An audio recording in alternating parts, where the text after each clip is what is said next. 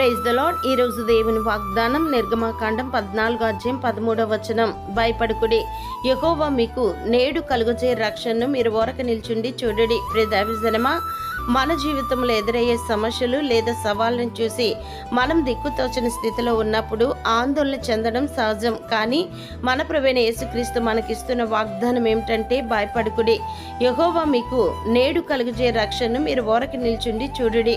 మీరు ఎదుర్కొంటున్న సమస్యలు ఎంత భయంకరంగా ఉన్నా మీ స్వశక్తితో వాటిని పోరాడలేమని కృంగిపోకూడదు. ఎందుకంటే రహస్యమందుండి మీ కన్నీటిని చూచున్న మీ దేవుడు మీ పక్షాన అద్భుత కార్యములు జరిగించడానికి సిద్ధముగా ఉన్నారు.